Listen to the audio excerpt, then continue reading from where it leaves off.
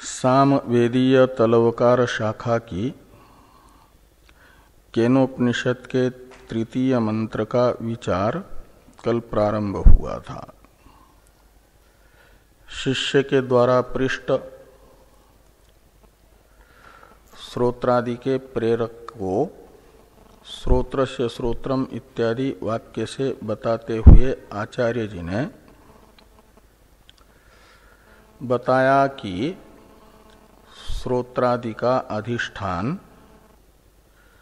श्रोत्रादि का प्रेरक चेतन है।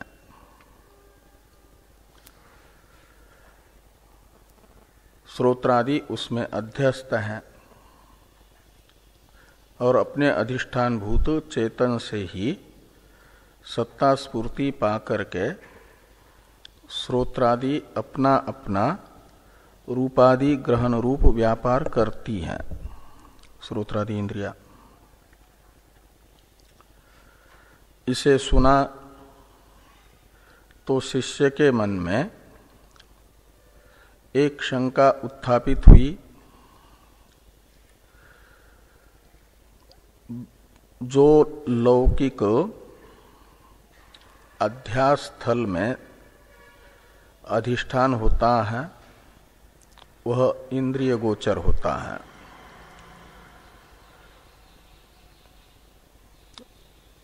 सर्पादि अधिष्ठान सर्पादि अध्यास का अधिष्ठान जो रज्ज्वादि है वे चक्षुरादि इंद्रिय ग्राह्य हैं।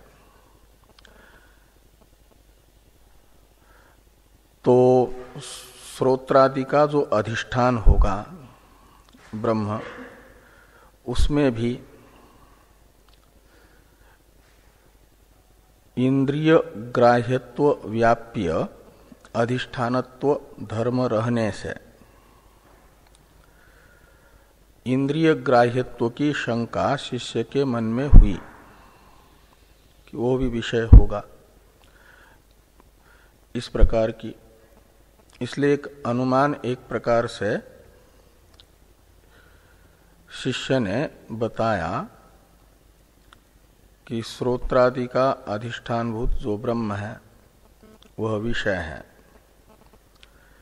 उसमें अधिष्ठानत्व होने से श्रोत्रादि अध्यास अधिष्ठानत्व होने से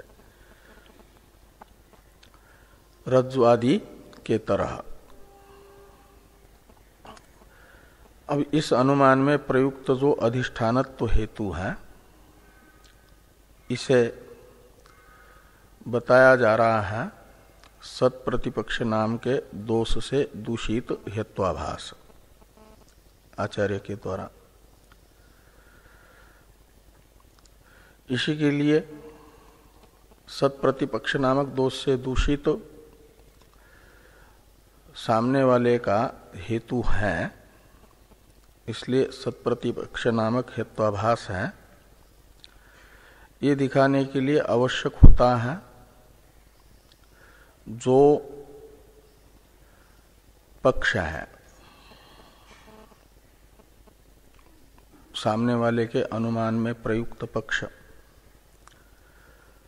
उस पक्ष में दिखाना होता है सामने वाला जिस साध्य को सिद्ध करना चाहता है उसका अभाव। हेतु भिन्न होगा, दृष्टांत भिन्न होगा, पक्ष वही रहेगा। साध्य सामने वाले का जो साध्य है उसका अभाव साध्य होगा। तो आचार्य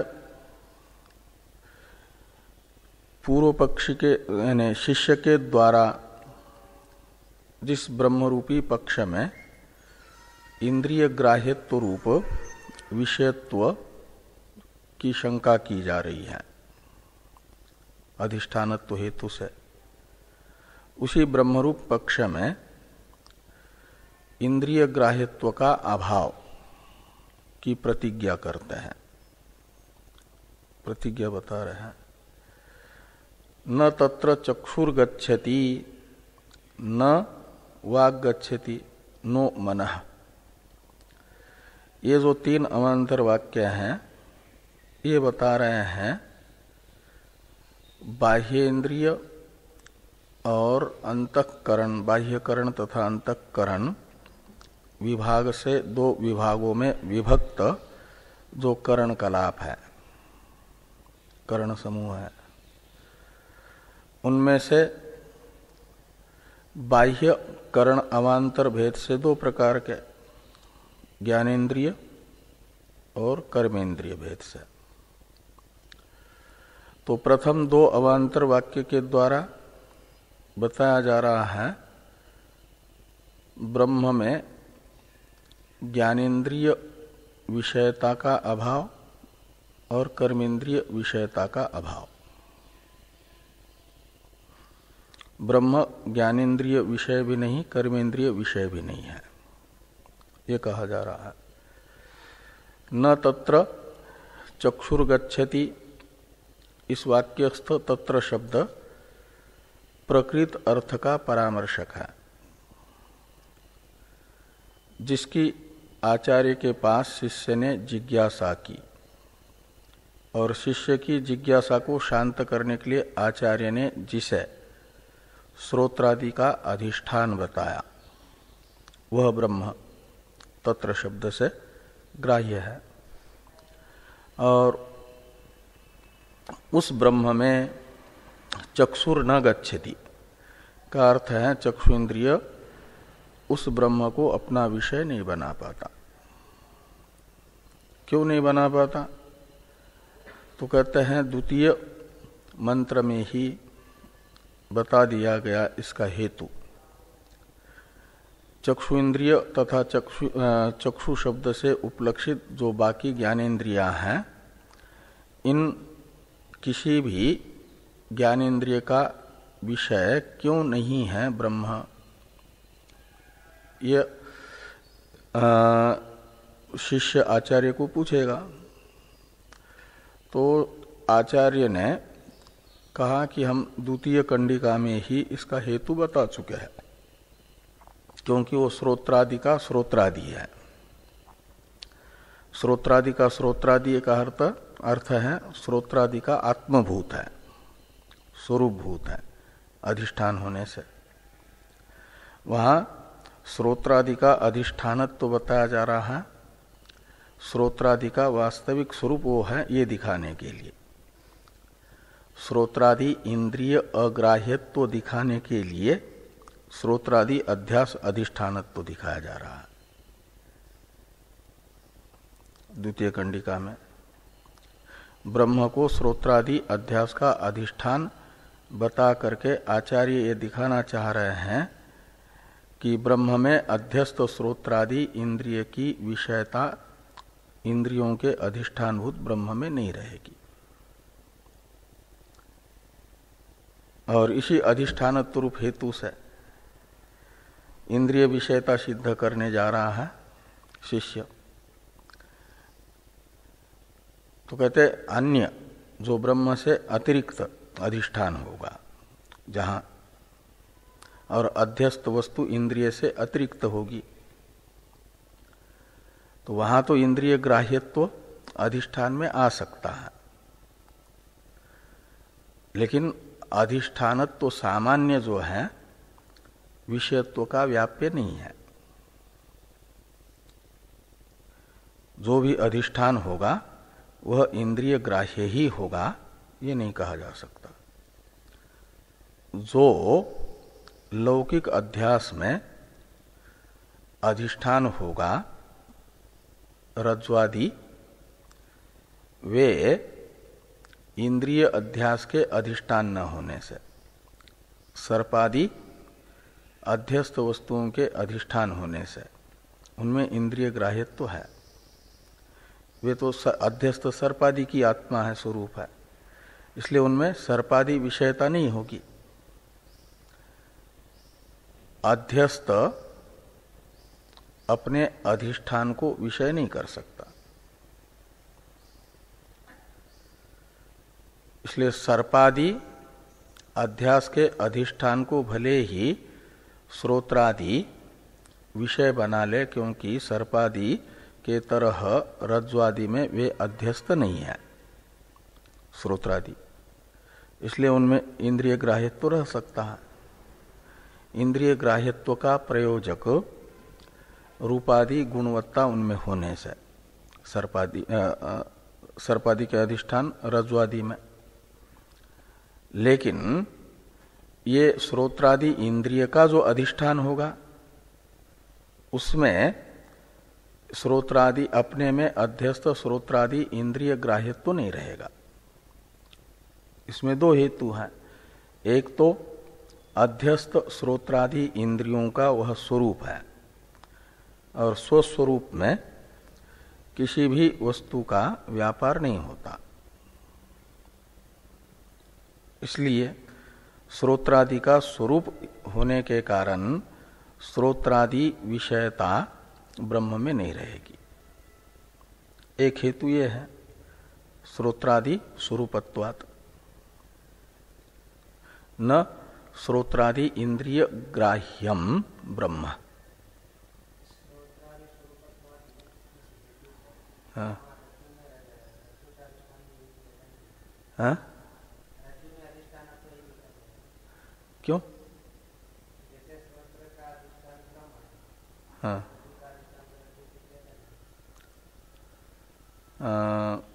नहीं, श्रोत्रादि का अधिष्ठान है, श्रोत्रादि का साक्षी है ना। ऐसे ये सर्पादि का अधिष्ठान है कौन? सर्पादि जिसके अज्ञान से प्रतीत हो रहे हैं वह, मात्र चैतन्य के अज्ञान से सर्पादि की प्रतीति नहीं हो रही है। हाँ, इसलिए वो जो है विशेषण विधया अधिष्ठान कोटि में प्रविष्ट हो रहा है विशेषण भूता रज्जु, इसलिए उस रज्जु को माना जा रहा है अधिष्ठान, विशेषण अंश उसका है ना। और इधर श्रोत्रादि का जो अधिष्ठान है वह साक्षी है, उसमें अनात्मा कार्यक्रम संघात की युष्मत प्रत्यय गोचर की भ्रांति हो रही है। वो स्वरूप भी उसी में अध्यस्त है और संसर्ग भी अध्यस्त है श्रोत्रादि का। तो श्रोत्रादि का मय के रूप में जो भान हो रहा है, भ्रांति, यही भ्रांति है। ये भ्रांति जिसके ज्ञान से मिटेगी उसको श्रोत्रादि का अधिष्ठान कहा जाएगा। तो वो जैसे रस्सी के ज्ञान से सर्प की भ्रांति मिटती है, इसलिए रस्सी अधिष्ठान है, ऐसे निर्विशेष ब्रह्मबोध से श्रोत्रादि में आत्मभाव की निवृत्ति होती है। इसलिए श्रोत्रादि भ्रांति का, श्रोत्रादि में आत्मभ्रांति का हेतु माना जाता है, कारण माना जाता है, अधिष्ठान माना जाता है ब्रह्म को, निर्विशेष ब्रह्म को, जिसके ज्ञान से ये बाध हो जाए भ्रांति का, वो अधिष्ठान है। तो व्यावहारिक अवस्था में रज्ज्वादि के ज्ञान से ही सर्पादि अध्यास का बाध हो जाता है, इसलिए रज्ज्वादि को अधिष्ठान मानेंगे। ऐसे ब्रह्म से अतिरिक्त किसी ज्ञान से श्रोत्रादि कलाप में आत्मभाव की निवृत्ति यदि होती तो उसे माना जाता श्रोत्रादि के अध्यास का अधिष्ठान। लेकिन और किसी के ज्ञान से निवृत्त नहीं होती, चिदानंद ब्रह्म के ही ज्ञान से, मय के रूप में ज्ञान से निवृत्त होती है ये श्रोत्रादि में आत्म प्रतीति रूप भ्रांति, इसलिए माना जाता है श्रोत्रादि अध्यास का अधिष्ठान ब्रह्म है।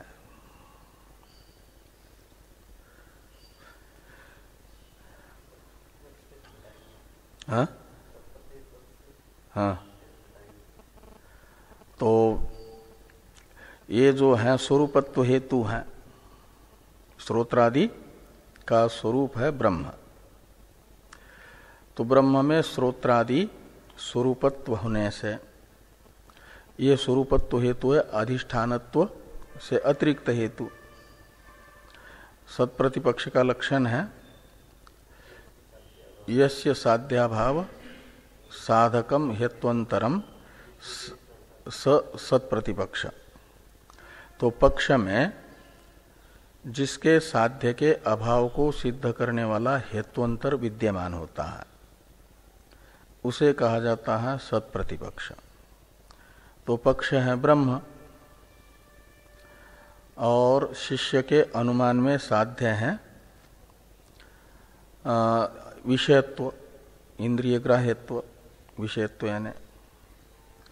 तो ये जो विषयत्व है ये हुआ शिष्य के अनुमान का साध्य, उसका अभाव हो गया विषयत्वाभाव,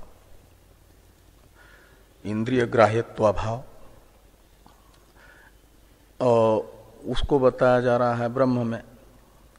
तो न तत्र चक्षुर्गच्छति में तत्र शब्द से लिया जा रहा है पक्षभूत ब्रह्म को, तत्र यानी ब्रह्मणि यानी पक्ष। चक्षुर न गच्छति का अर्थ है चक्षु इंद्रिय ग्राह्यत्व तो नहीं है, का मतलब चक्षु इंद्रिय ग्राह्यत्व ही तो विषयत्व है, उसका अभाव न शब्द बता रहा। ये प्रतिज्ञा हुई ना। इन तीनों वाक्यों से बाह्यकरण तथा अंतःकरण विषयता का निषेध किया जा रहा है तत्र शब्द से ग्राह्य पक्षभूत ब्रह्म में। साध्याभाव का साध्याभाव को बताया जा रहा है। ये हो गई पक्ष में साध्याभाव की प्रतिज्ञा। ये प्रतिज्ञा को बताने वाले तीनों वाक्य हैं कि ब्रह्मरूपी पक्ष में बाह्यकरण तथा अंतःकरण की विषयता नहीं है। ये प्रतिज्ञा है आचार्य की।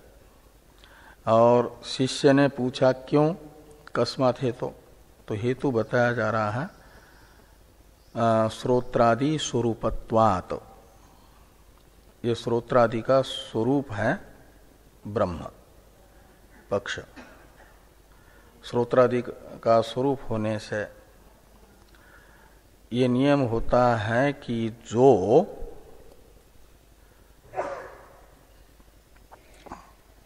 पदार्थ होता है उसका व्यापार अपना स्वरूप नहीं होता। जैसे अग्नि दाहक है तो वह अपने स्वरूप से भिन्न काष्ठादि को अपना दाह्य बनाती है, दहन रूप व्यापार का विषय बनाती है। उन काष्ठादि में दहन रूप व्यापार उसका होता है। अग्नि स्वयं अपने को नहीं जला सकता, का मतलब अग्नि के दहन रूप व्यापार का विषय स्वयं अग्नि नहीं हो सकता, क्योंकि अग्नि वो स्वरूप है। तो कोई भी वस्तु स्वस्वरूप को विषय नहीं बनाती, का अर्थ है स्वस्वरूप विषयक व्यापार किसी भी वस्तु में नहीं होता। तो श्रोत्रादि का जैसे अग्नि को नहीं जला सकता, अपने से अतिरिक्त बाह्य वस्तुओं को जलाता है, ऐसे ही श्रोत्रादि शब्दादि को तो विषय बना सकते हैं, स्वयं अपने आप को, अपने स्वरूप को विषय नहीं बना पाएंगे। तो ब्रह्म तो श्रोत्रादि का स्वरूप है, आत्मभूत है, इसे श्रोत्र से श्रोत्रम इत्यादि से बताया गया। इसलिए ब्रह्म को श्रोत्रादि विषय नहीं बना पाएंगे। क्यों नहीं बना पाएंगे? कि वो श्रोत्रादि का आत्मा है, स्वरूप है। तो इस प्रकार ये श्रोत्रादि स्वरूपत्व, ये जो हेतु है, ये हेतु ब्रह्मरूप पक्ष में श्रोत्रादि इंद्रिय विषयत्वाभाव सिद्ध कर रहा है। तो पक्षे हेत्वा साध्याभाव साधकम हेत्वंतरम यस्य हेतु हो सत प्रतिपक्ष हेत्वाभास। तो शिष्य के अनुमान में प्रयुक्त अधिष्ठानत्व हेतु के साध्याभाव को ब्रह्मरूप पक्ष में सिद्ध करने वाला हेत्वंतर हुआ श्रोत्रादि स्वरूपत्व हेतु। इसलिए शिष्य के अनुमान में प्रयुक्त अधिष्ठानत्व हेतु को कहा जाएगा सत्प्रतिपक्ष। ये घटेगा इस प्रकार कि न तत्र चक्षुर्गच्छति ने बताया कि बाह्य ज्ञानेन्द्रिय विषयत्व से रहित ब्रह्म है, और न वाक् गच्छति, इसमें वाक् शब्द से उपलक्षित बाकी सब कर्मेंद्रिया और उनकी विषयता भी ब्रह्म में नहीं है। जैसे मुंडक में कहा गया अदृश्यम अग्राह्यम, अदृश्यम से कहा गया ज्ञानेन्द्रिय अविषय, और अग्राह्यम से कहा गया कर्मेंद्रिय अविषय ब्रह्म है। उसी को यहाँ पर न तत्र चक्षुर्गच्छति न तत्र वाक् गच्छति से कहा जा रहा है। तो कहा भले ही बाह्य ज्ञानेन्द्रिय कर्मेंद्रिय का विषय ब्रह्म न हो, लेकिन वैशेषिक जैसे मानते हैं कि सुख दुख इच्छा यह बाह्य चक्षुरादि इंद्रिय अग्राह्य होने पर भी अंतःकरण जो मन है उससे ग्राह्य है, सुख दुखादि उनका मानस प्रत्यक्ष होता है। ऐसे ब्रह्म बाह्य इंद्रिय अगोचर होने पर भी माना जाए ब्रह्म को अंतःकरण गोचर, मानस प्रत्यक्ष का विषय, ब्रह्म विषयक मानस प्रत्यक्ष मान लो। ये जो शंका शिष्य ने की, इसका भी उत्तर देने के लिए कहा नो मनो, यानी तत्र मनो नो गच्छति, ऐसा लगाना। तो ब्रह्म को विषय मन भी नहीं बना पाता। ये तो वाचो निवर्तन्ते अप्राप्य मनसा सह, श्रुति कह रही है। स्वतंत्र मन का विषय ब्रह्म नहीं बनता। तत्वमशादी वाक्यों को छोड़ करके, उनकी सहायता के बिना कितना भी मेधावी व्यक्ति हो, मेधा से संपन्न, वह अपनी बुद्धि मात्र से नहीं जान पाता ब्रह्म को। वो प्रत्येक अभिन्न ब्रह्म मैं ही हूं, ऐसा बोध नहीं हो पाता। इसलिए कहा कि मनो तत्र न गच्छति, तो मन भी वहां पर प्रविष्ट नहीं हो पाता, मन का भी प्रवेश नहीं है। का अर्थ है मानस प्रत्यक्ष का भी वह विषय नहीं है। तो बाह्य इंद्रिय का भी विषय नहीं है और अंतःकरण का भी विषय ब्रह्म नहीं है। का अर्थ है इंद्रिय मात्र का अगोचर है। ये 3 वाक्यों से बताया गया। अतीन्द्रिय है ब्रह्म। और जो सर्पादि अध्यास का अधिष्ठानभूत रज्ज्वादि है, वे तो इंद्रिय गोचर हैं, और ब्रह्म इंद्रिय गोचर नहीं है। इसलिए कोई जरूरी नहीं कि जो इंद्रिय गोचर होगा वही अध्यास का अधिष्ठान बनेगा।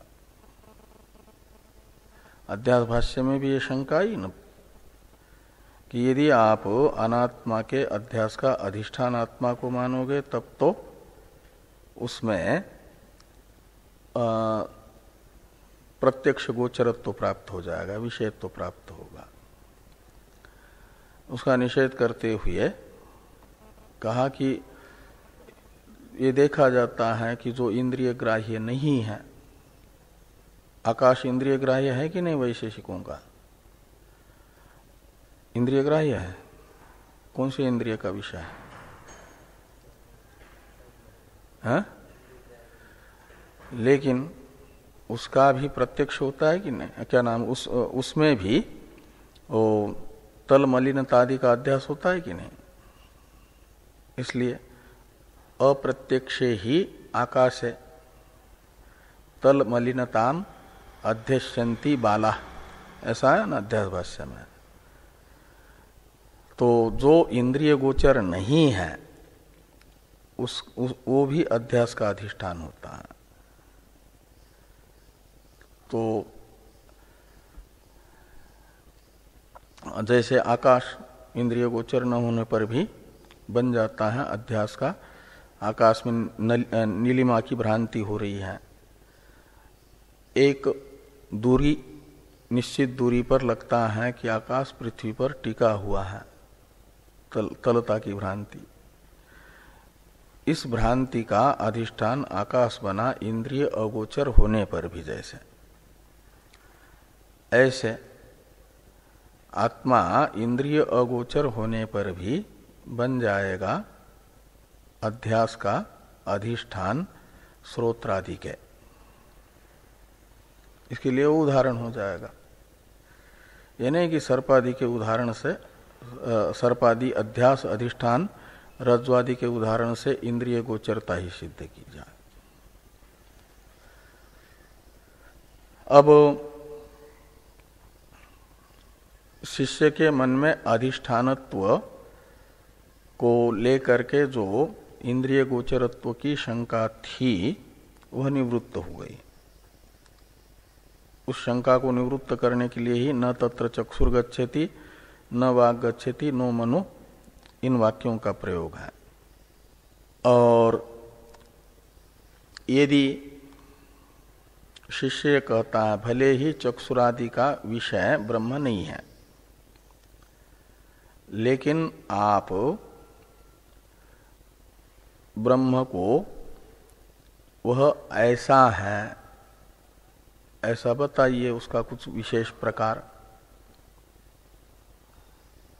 इंद्रिय ग्राह्य न होने पर भी जैसे आकाश को बताया जा सकता है शब्द गुणकम आकाशम, समवाय संबंध से शब्द का जो आश्रय है जिसमें शब्द समवेत है, वैशेषिक कहते हैं वह आकाश है। शब्द ये आकाश का विशेष हुआ ना। ऐसा ये श्रोत्रादि का अधिष्ठान ऐसा ऐसा है, ऐसा उसे बताइए आप इदंतया, अंगुली निर्देश करके कि यह श्रोत्रादि का प्रेरक है करके। इस प्रकार का जो शिष्य का आग्रह है, आचार्य कहते हैं इस प्रकार ब्रह्म को जानने के लिए तो तुम्हें और किसी आचार्य के पास जाना पड़ेगा। मैं तो ब्रह्म को इस प्रकार जानता ही नहीं हूं, तो मैं ही नहीं जानता हूं तो तुम्हें कैसे बता सकता हूं। ये कह रहे हैं कि न विद्मो, यानी तद ब्रह्म श्रोत्रादि नाम श्रोत्रादि यत तत् ईदृशम, श्रोत्रादि का जो श्रोत्रादि है आत्मभूत ब्रह्म है, श्रोत्रादि का अधिष्ठानभूत ब्रह्म है, उसे जैसे आकाश को शब्द रूप विशेषता वाला आकाश है ऐसा बताया जा सकता है, ऐसे तुम कहो कि उसे अंगुली निर्देश करके बताओ कि ये श्रोत्रादि का श्रोत्रादि इस विशेषता वाला है, यह है। तो ऐसा तो मैं ही नहीं जानता हूं उस ब्रह्म को। न विद्मः, यानी विद्म का करता है वयम न विद्मः, हम उस श्रोत्रादि के श्रोत्रादि ब्रह्म को इस विशेषता वाला है, ऐसा है, ऐसा मैं ही नहीं जानता हूं तो बता भी नहीं सकता। तो कहा फिर छुट्टी दे दीजिए हमको, हम जाते हैं कहीं इदंतया जानने के लिए। तो आचार्य कहते हैं कि कोई दूसरा आचार्य भी उसे इदंतया बता दे, ऐसा कोई प्रकार किसी आचार्य के पास इस संसार में होगा, ये प्रकार भी मैं नहीं जानता हूं। तो न विजानीमो यथा एतद अनुशिष्यात, तो एतत् यानी ब्रह्म, प्रकृत ब्रह्म, जो तुम्हारा जिज्ञास्य है, मैंने जिसे श्रोत्र से श्रोत्रम इत्यादि से बताया है, मैंने जो जिस प्रकार से बताया उस प्रकार से प्रकारांतर, इस प्रकार का यह ब्रह्म है ऐसा ईदंतया उसका निरूपण कोई करे किसी प्रकार से, वह प्रकार यहां पर यथा शब्द से लीजिए। यथा यानी येन प्रकारेण, अन्योपि आचार्य अध्यार कर दीजिए, मेरे से अतिरिक्त तो कोई दूसरा आचार्य भी मैंने जो प्रकार बताया है ब्रह्मोपदेश का, उस प्रकार से अतिरिक्त प्रकार से यदि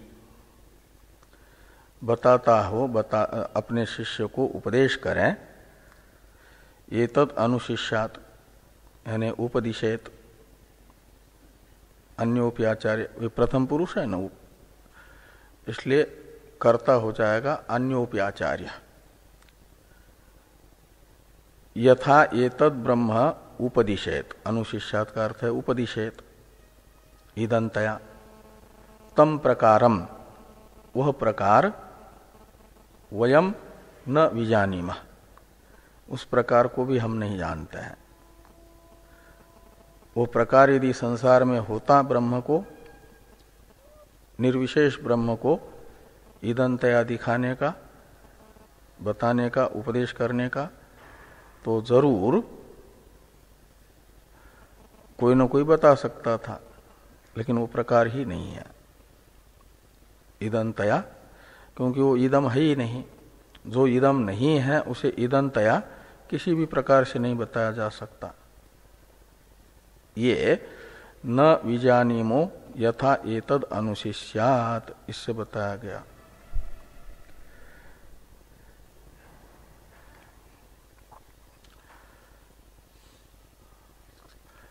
तो शिष्य फिर आग्रह करता है, तो मान लिया कि आपने न विजानीमो यथा एतद अनुशिष्यात इससे कहा कि ब्रह्म को ईदंतया नहीं बताया जा सकता, ईदंतया ब्रह्म को बताने का कोई प्रकार संसार में है ही नहीं,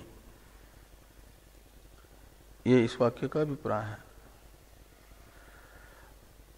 तो किसी भी प्रकार से, क्योंकि ब्रह्म को जाने बिना तो बंधन से निवृत्ति नहीं होती, बंधन की निवृत्ति नहीं होती, मुक्ति नहीं मिलती।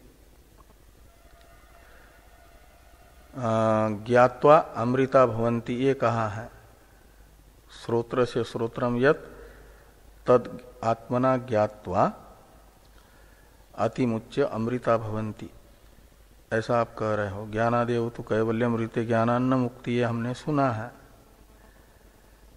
तो ब्रह्म ज्ञान के बिना मुक्ति हो नहीं सकती, और ब्रह्म को ईदंतया जनाने का कोई प्रकार है नहीं, तो किसी भी प्रकार से आप मुझे ब्रह्म का ज्ञान कराइए। कुछ तो उपाय होगा। तो कहा क्योंकि न वाग गच्छति, इससे एक प्रकार से शब्द का भी निषेध कर दिया है, तो क्या ब्रह्म उपदेश हो ही नहीं सकता? फिर हो ही नहीं सकता है तो ये सब वेदांत दर्शन और तद विज्ञानार्थम सगुरुमेवाभिगच्छेत् समित्पानि श्रोत्रियम ब्रह्मनिष्ठम तद विद्धि प्रणिपातेन परिप्रश्नेन सेवया उपदेक्षन्ति ते ज्ञानम ज्ञानिनस्तत्वदर्शिन, ये सब कैसे कहा जा रहा है? तो कहते हैं ईदंतया कोई बता नहीं सकता, वो शब्द का अविषय होने से। वाच्य शब्द का बना करके जाति शब्द का प्रवृत्ति निमित्त जो जाति क्रिया गुण संबंध है उससे रहित ब्रह्म होने से उसे नहीं बताया जा सकता वाच्य बना करके ईदंतया। लेकिन उसे लक्षित किया जा सकता है आगम से।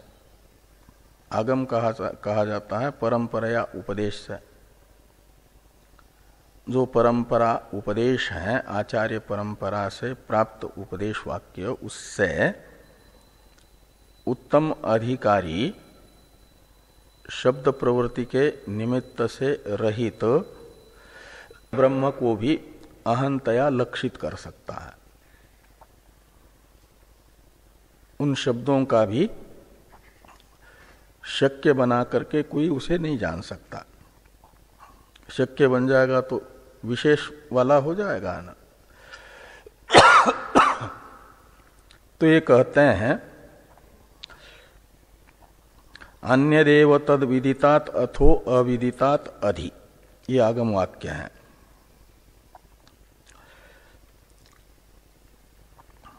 तत् यानी प्रकृत ब्रह्म, विदितात अन्यत एव, विदित कहते हैं वेदन क्रिया का विषय।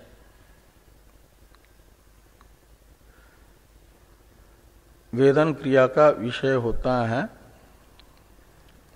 कार्यात्मक पदार्थ, व्याकृत नाम रूप से जो अभिव्यक्त है वह लौकिक जो प्रत्यक्षादि प्रमाण है उनसे जन्य ज्ञान का विषय बन जाता है ईदंतया,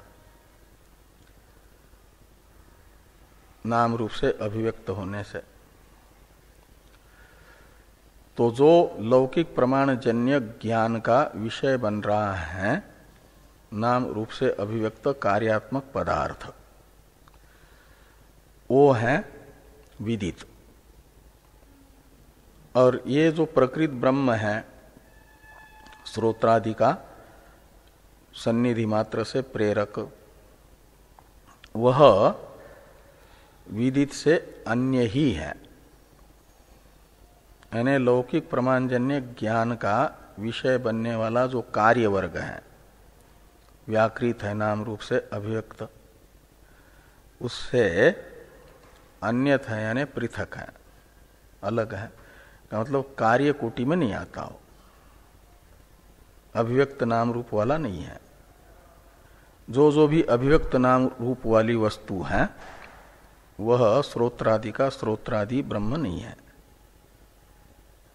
ये अर्थ निकलेगा अन्य देव तत् विदितात। तो कहा फिर अविदित होगा, तो अविदित का अर्थ हो जाएगा विदित से अतिरिक्त। विदित तो है नाम रूप से अभिव्यक्त व्याकृत पदार्थ, और अविदित का अर्थ निकलेगा अव्याकृत। अव्याकृत है नाम रूप की बीज अवस्था, त्रिगुणात्मिका प्रकृति। तो वो भी तो क्या विदित नहीं है तो अविदित है का मतलब नाम रूप से अनभिव्यक्त जो दशा है कारण उपाधि, जिसे गीता के 15वें अध्याय में अक्षर पुरुष कहा गया, विदित से लेना अक्षर पुरुष को। ये दोनों पुरुष तो उपाधि कोटि में आते हैं, द्वायुओं पुरुषो लोके क्षरश्चाक्षर एवच। और यहाँ श्रोत्रादि का श्रोत्रादि तो पुरुषोत्तम है, जिसे यस्मात् क्षरम अतितो अहम अक्षरादपि च उत्तम अतोस्मि लोके वेदे च प्रथित पुरुषोत्तम। इससे क्षर और अक्षर से विलक्षण बताया जा रहा है। उसमें गीता के 15वें अध्याय में जो क्षर पुरुष बताया उसे यहाँ विदित शब्द से कहा जा रहा है, और जो गीता के 15वें अध्याय का अक्षर पुरुष है वो है अविदित। क्षर नहीं तो अक्षर होगा का मतलब अव्याकृत होगा। तो कहते हैं अव्याकृत यानी प्रकृति रूप भी नहीं है वो। अविदितात अधि है, अथो अविदितात अधि। इसमें अधि शब्द का अर्थ है ऊपर, ऊपर का अर्थ होता है भिन्न, अन्यत अर्थ में है समझ लो।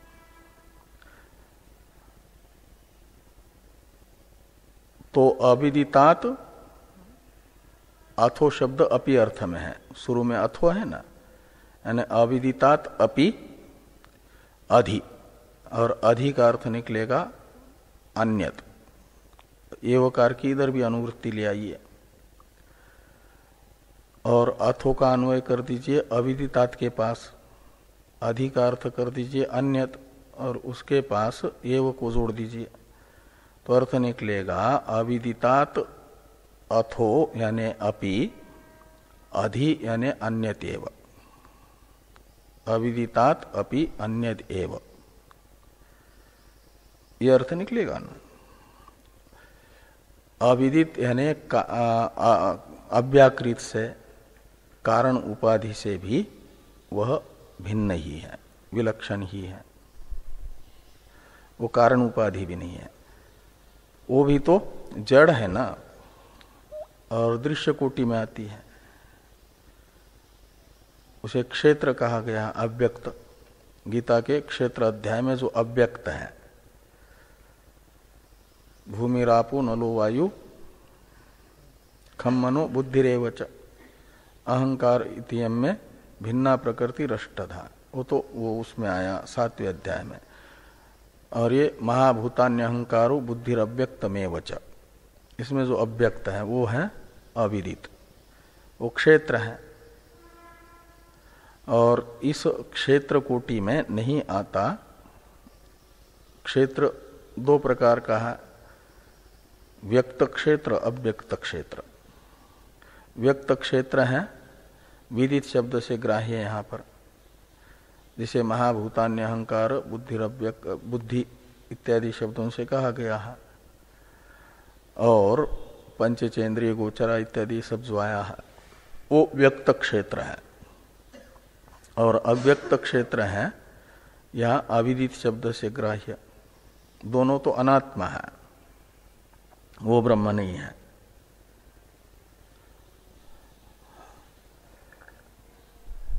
तो जो विदित होता है वो कार्य वर्ग को कहा गया विदित,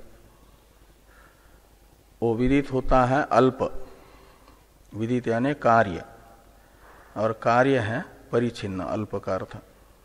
कार्य तो परिच्छिन्न होता है, उसमें कालतः परिच्छिन्नता, वस्तुतः परिच्छिन्नता, देशतः परिच्छिन्नता होती है। तीनों प्रकार का परिच्छेद विदित शब्दित तो कार्य वर्ग में है। अल्प, और जो अल्प होता है श्रुति उसे कहते हैं नाल पे सुखम अस्ति, जो हाँ यो वै भूमा तत्सुखम, नाल पे सुखम अस्ति, वो अल्प में सुख नहीं है, इसलिए वो हो जाएगा दुखात्मक। तो जो विदित है वह अल्प है, दुखात्मक है और अनित्य है। जो उत्पन्न हुआ है कार्य वो नष्ट भी होगा, जात से ही ध्रुव मृत्यु के अनुसार। तो विदित शब्द से लेना है परिच्छिन्न दुखात्मक अनित्य पदार्थों को। तो जो परिच्छिन्न दुखात्मक अनित्य पदार्थ हैं उनसे अन्य देव ब्रह्म अन्यत है। जो दुखात्मक है उसे कोई ग्रहण करना नहीं चाहेगा, वो सब के लिए हेय होता है। इसलिए विदित शब्द से लिया जाएगा हेय वस्तु को। विदित है अल्प और दुखात्मक तथा अनित्य, तो सब उपादान करना चाहते हैं, ग्रहण करना चाहते हैं अनल्प वस्तु को। अल्प को कोई ग्रहण नहीं करना चाहता। और सुखात्मक वस्तु को ग्रहण करना चाहता है, दुखात्मक वस्तु को नहीं ग्रहण करना चाहता। और स्थायी रहने वाली वस्तु को चाहता है, अनित्य वस्तु को नहीं चाहता। तो अनल्प हो, सुखात्मक हो और नित्य हो, वह उपादेय होता है।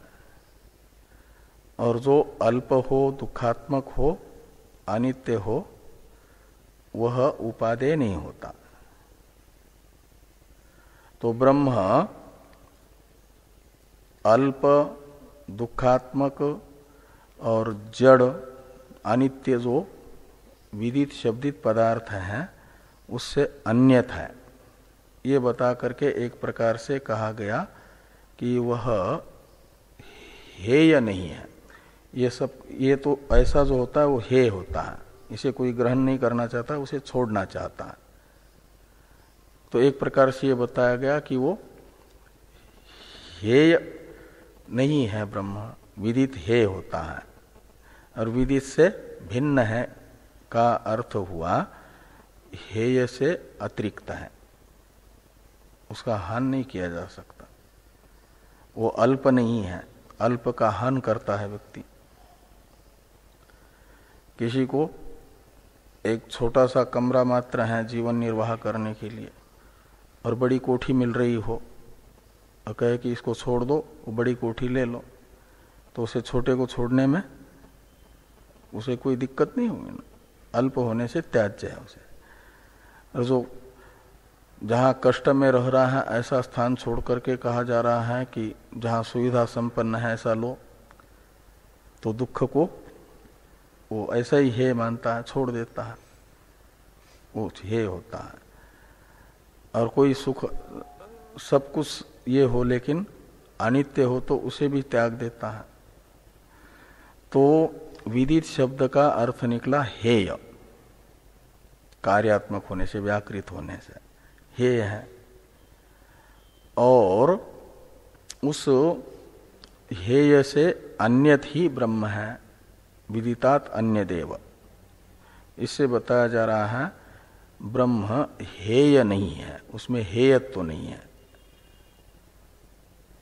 आगम वाक्य बता रहा, हेय विलक्षण है ब्रह्म। हेय कहते हैं त्याज्य को, वो त्याज्य नहीं है। तो कहा फिर त्याज्य नहीं तो उपादेय होगा, तो कहते उपादेय भी नहीं है। विदितात अन्य देव से तो हेय भिन्नत्व बताया गया, अहेयत्व बताया गया। तो अविदितात अधि ये शब्द बता रहा है। अविदित कहते हैं, विदित है कार्य व्याकृत, अविदित है अव्याकृत कारण। और कारण का कार्य के लिए कर्ता उपादान करता है, का मतलब जो अविदित होता है, कारण होता है, वो उपादेय होता है। जो दही की अपेक्षा रखने वाला है वह दही के लिए दही का कारण दूध का उपादान करता है, ग्रहण करता है, दूध उसका उपादेय है। जो कुलाल है, घट रूपी कार्य को निष्पन्न करना चाहता है तो मिट्टी का उपादान करता है, मिट्टी उसकी उपादेय है। का मतलब कर्ता का उपादेय होता है कारण, कार्य के निष्पत्ति के लिए। कार्य की निष्पत्ति के लिए कर्ता कारण का उपादान करता है, ग्रहण करता है। उपादेय कहते हैं ग्राह्य को। तो अविदित शब्द का अर्थ निकला ग्राह्य। ब्रह्म उपादेय है, ऐसा ये जो अव्याकृत है इसका उपादान करता है। जगत का सर्जन करना होता है तो जगत का सृष्टा उपादान करके अपना जगत को बनाता है। जैसे कुलाल मिट्टी का उपादान करके उपादेय घड़े को बनाता है, ऐसा होता है ना। ऐसे ही ये ब्रह्म क्या उपादेय है, तो कहा फिर हे नहीं है तो उपादेय होगा। ये जो शंका हुई, इस शंका का निराकरण करने के लिए कहा उपादेय तो होता है अविदित कारण, तो ब्रह्म कारण भी नहीं है किसी का, इसलिए ब्रह्म उपादेय भी नहीं है। अविदितात अधि है, अविदितात अपि अन्यद एव, यानी उपादेयात अपि अन्यत एव, यानी अनुपादेय है।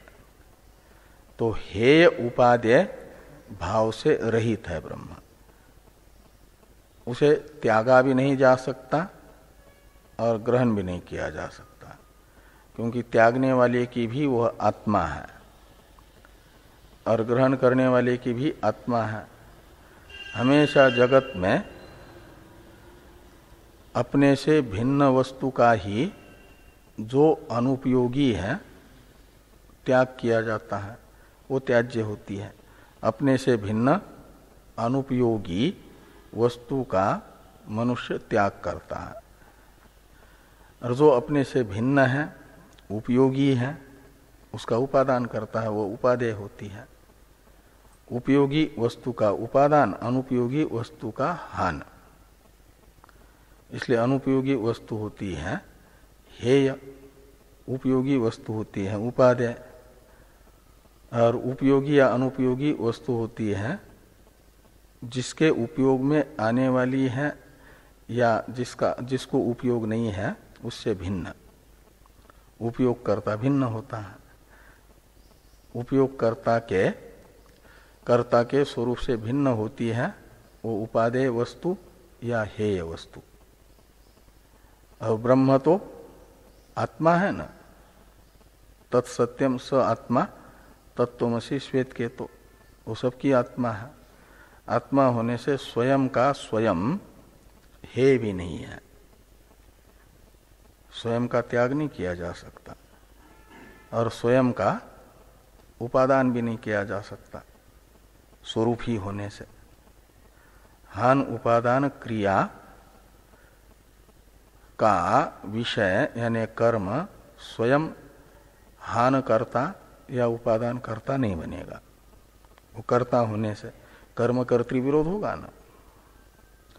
इसलिए यहां पर अन्य देव तद विदितात अथो अविदितात अधि, इससे एक प्रकार से आत्मा को हेय उपादेय भाव से, ब्रह्म को हेय उपादेय भाव से भिन्न बता करके ये बताया जा रहा है कि ब्रह्म अनात्मा नहीं है।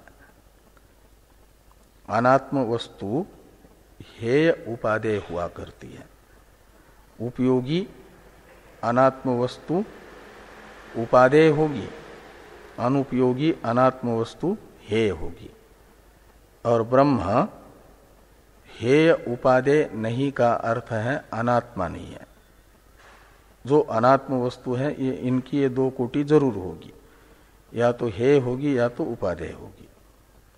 और ब्रह्म हेय भी नहीं और उपादेय भी नहीं का अर्थ है अनात्मा नहीं है। ऐसी कोई अनात्म वस्तु है नहीं जो हेय भी न हो और उपादेय भी न हो। उसमें हेयत्व उपादेयत्व अन्य तरत्व रहेगा ही अनात्म वस्तु में, और ब्रह्म में ये दोनों भी नहीं है। हेयत्व उपादेयत्व अन्य तरत्व का अभाव बताया गया। अन्य देव तद विदितात अथो अविदितात अधि से का अर्थ है ब्रह्म आत्मा है, तत्वमसि कहा जा रहा है। इससे कार्य और कारण उपाधि से विलक्षण आत्मा है, ब्रह्म है। वो कार्य कारण उपाधि तो अनात्मा है, उससे विलक्षण ब्रह्म है का अर्थ आत्मा ब्रह्म है, अहम अर्थ है ब्रह्म। और उस अहम अर्थ को कोई ईदंतया बता दे, ऐसा प्रकार कैसे संभव है? नहीं हो सकता। इस प्रकार ये आगम वाक्य जो जाति क्रिया गुण संबंध रूप शब्द प्रवृत्ति का निमित्त विशेष है, उससे रहित निर्विशेष ब्रह्म का अहंतया लक्षक बन जाता है। उससे उत्तम अधिकारी समस्त विशेषताओं से रहित निर्विशेष ब्रह्म का मय के रूप में उपलक्षण कर सकता है, ग्रहण कर सकता है, अनुभव कर सकता है। उसे कोई वाच्य बना करके नहीं कह सकता, उसे बताया नहीं जा सकता, अनुभव किया जा सकता है। इसलिए दक्षिणामूर्ति भगवान का अवतार हुआ और उन्होंने उपदेश किया ही नहीं, एक शब्द नहीं बोले, और जिसके हुआ अवतार किस लिए था? शिष्यों के चित्त में जो स्वरूप विषयक संशय हुआ था उस संशय का निवर्तक ज्ञान कराने के लिए। और दक्षिणामूर्ति भगवान के बोले बिना ही उनके शिष्य सनक सनंदनादि को ज्ञान हुआ यथार्थ स्वरूप का और उनका संशय निवृत्त हुआ। इसलिए चित्रम वटतरोर्मूले वृद्धा शिष्या गुरुर इवा गुरोस्तु मौनम व्याख्यानम शिष्यास्तु छिन्न संशया। एक वटवृक्ष के नीचे कहते हैं हमने बड़ा आश्चर्य देखा कि शिष्य वृद्ध हैं, गुरु युवा है, और गुरु ने एक वाक्य भी नहीं बोला, मौन रह गए, और शिष्यों के मन में जो संशय थे वे सब निवृत्त हो गए। यथार्थ ज्ञान से ही संशय निवृत्त होता है का अर्थ है संशय विपर्य निवर्तक यथार्थ ज्ञान शिष्यों को हो गया। बिना बोले ही कैसे हुआ? तो लक्षित करा दिया उन्होंने ज्ञान मुद्रा दिखा करके। तो इस आगम वाक्य से लक्षित कराया जाता है निर्विशेष ब्रह्म को अहंतया, इदंतया नहीं।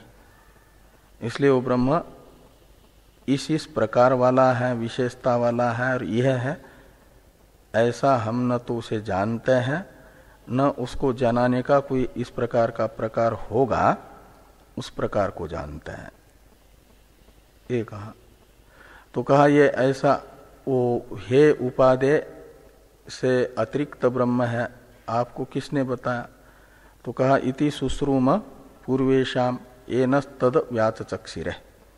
इति यानी यह आगम वचन उपदेश, वयम शुश्रूम हमने सुना है, किससे? तो पूर्वेशाम आचार्यानाम मुखतः, ऐसे लगाना, पूर्व जो आचार्य हैं उनके मुख से हमने ये सुना है। कहे वे पूर्वाचार्य कौन है? तो ये नह यानी अस्मभ्यम तत् व्याचचक्षिरे, तत् यानी प्रकृत ब्रह्म, इसका विस्पष्ट व्याख्यान हमारे लिए किए हैं। हमारे लिए हमें तत्वबोध हो जाए इसके लिए ब्रह्म का उपदेश स्पष्ट रूप से जिन आचार्यों ने किया उन आचार्यों के मुखारविंद से हमने सुना है।